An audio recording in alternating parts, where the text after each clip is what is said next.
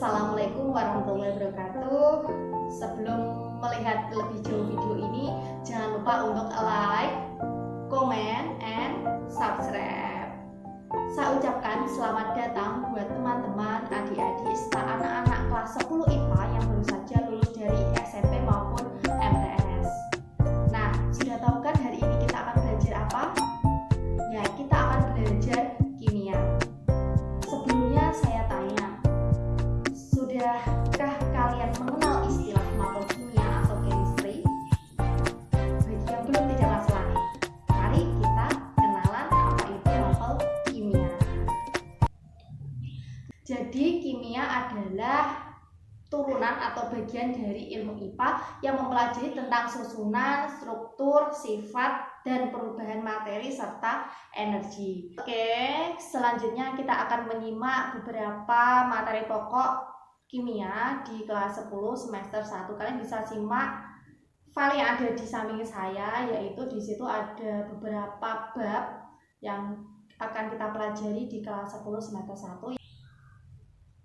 Oke, kalian bisa simak yang pertama, bab pertama yaitu hakikat ilmu kimia. Kemudian yang bab kedua di situ ada struktur atom dan sistem periode unsur, dan yang ketiga yaitu ikatan kimia, di mana masing-masing bab terdiri dari beberapa materi pokok. Kita simak yang bab pertama terlebih dahulu. Di situ ada peranan kimia dalam kehidupan sehari-hari, metode ilmiah, dan keselamatan kerja. Berbicara tentang peranan dalam kehidupan sehari-hari, sebenarnya ilmu kimia itu sangat luas. Berbicara terkait peranan ilmu kimia dalam kehidupan sehari-hari, salah satunya yaitu kimia berperan dalam pembuatan makanan. Kalian bisa simak gambar di samping. Nah, di situ ada gambar donat. Kemudian ada gambar pizza. Mungkin salah satu teman-teman, adik-adik, anak-anak di sini pernah membuatnya.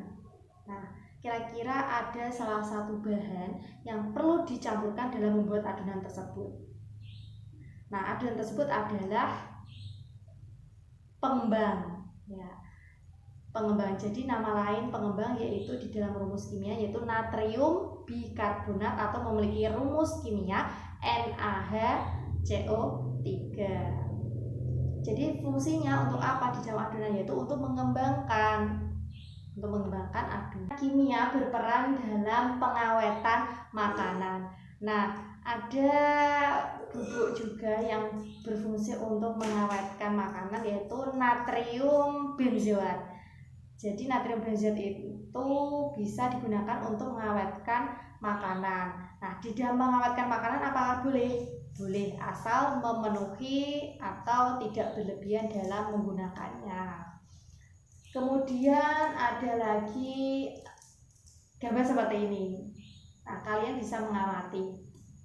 Biasanya di dalam sepatu, kemudian di dalam tas, kemudian di dalam makanan kering ada barang kecil.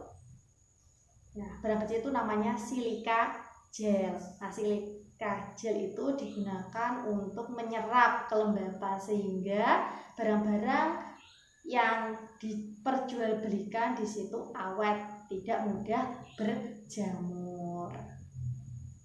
Nah, selanjutnya ada metode ilmiah. Jadi metode ilmiah itu sebenarnya di semua bidang IPA itu ada, entah itu fisika, itu biologi maupun kimia, itu sebenarnya hampir sama.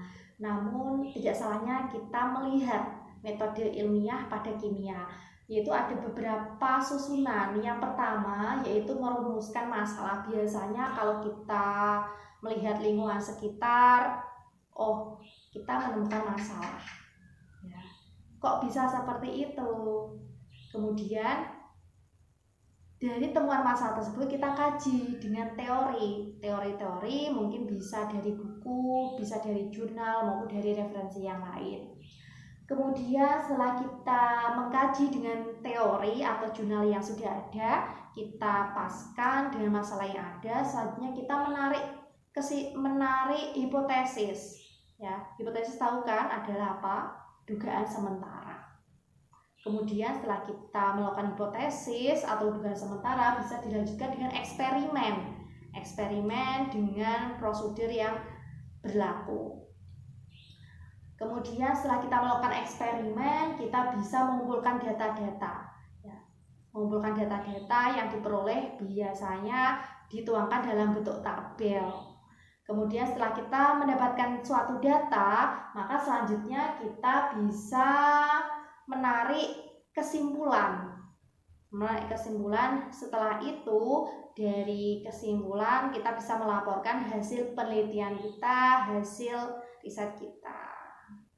Itu yang berkaitan dengan susunan metode ilmiah. Ada beberapa poin penting dari merumuskan masalah sampai melaporkan hasil penelitian. Selanjutnya kita berbicara tentang selamatkan kerja. Berbicara dengan selamatan kerja itu ada kaitannya dengan laboratorium kimia. Kurang afdol kalau misalkan kita belajar kimia namun tidak ada atau tidak pernah masuk ke lab kimia. Jadi sebelum masuk ke lab kimia itu kita harus memiliki SOP, standar prosedur sebelum memasuki. Kalian bisa simak foto yang ada di samping, ya. Jadi ada beberapa hal yang harus dipakai ketika masuk ke dalam laboratorium. Yang pertama yaitu adalah jas lab. Jas lab biasanya berwarna putih, ya, berwarna putih. Kemudian masker, ya. Masker tujuannya apa? Ya, tidak mencium bau-bau yang misalkan menyengat, apalagi bau-bau yang Kemudian selain masker, kemudian ada yang sarung tangan, yaitu bukan sarung tangan, itu namanya latex. Ya, latex yaitu untuk melindungi kulit kita dari larutan-larutan kimia. Ya, jadi itu ada persyaratan sebelum masuk lab kimia, harus memiliki APD, ya, alat pelindung diri kita. Setelah kita siap dengan APD kita, dengan contoh gambar yang bisa seperti itu, maka kita bisa melihat beberapa peralatan yang ada di lab kimia maupun di dalam bahan. Nah, sebenarnya banyak sekali peralatan di laboratorium kimia. Mungkin di sini teman-teman, adik-adik, anak-anak mungkin waktu di SMP maupun MTS kurang lebih tahu alat-alat yang ada di laboratorium IPA.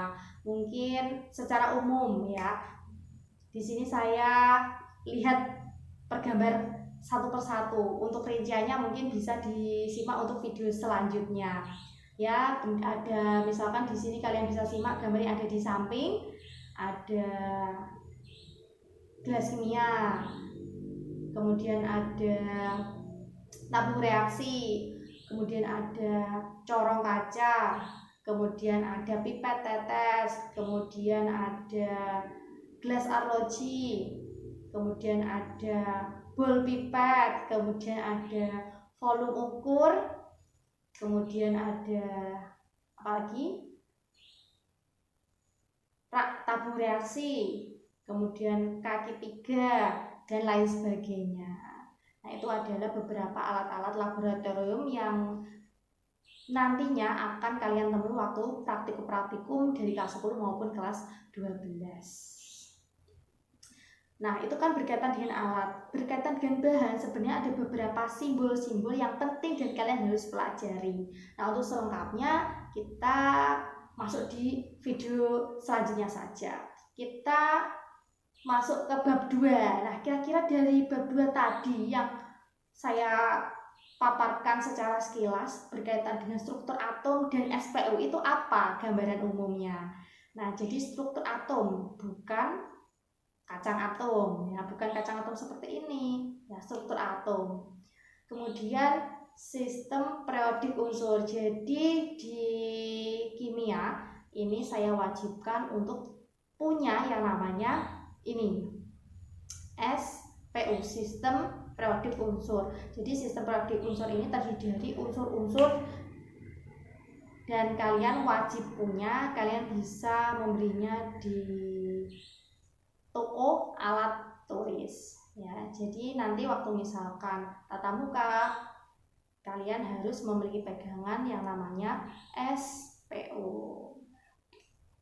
Ya, jadi SPU itu terdiri dari unsur-unsur. Unsur-unsurnya apa saja? Banyak sekali. Ya, misalkan ada natrium dengan simbol Na. Nah, natrium itu letaknya itu di mana? Nah, jadi salah satu unsur natrium itu sebenarnya ada kandungan di NaCl, misalkan garam dapur. Kemudian ada Fe. Fe itu besi. Kalian udah tahu lah ya, besi itu biasanya kalian temui itu di mana. Kemudian ada emas, ya, ada emas dengan memiliki simbol unsur Au. Biasanya digunakan apa? Buat perhiasan-perhiasan, ya. Jadi di situ berkaitan dengan unsur-unsur tertuang dalam yang namanya SPU, ya. Kalian bisa beli di toko alat tulis maupun kalian bisa download yang ada di internet. Seperti contoh yang tadi. Oke.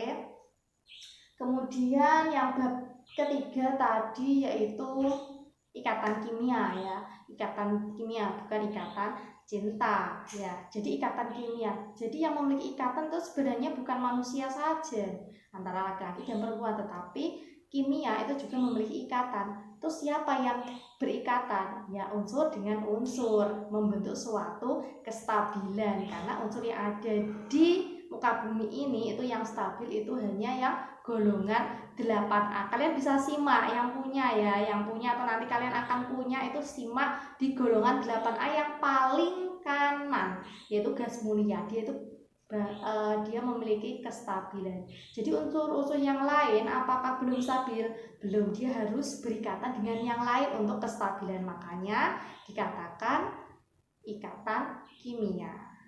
Oke, jadi itu beberapa materi pokok yang terdiri dari bab 1, bab 2, bab 3 yang kalian harus pelajari di kelas 10 semester 1. Oke, mungkin itu saja yang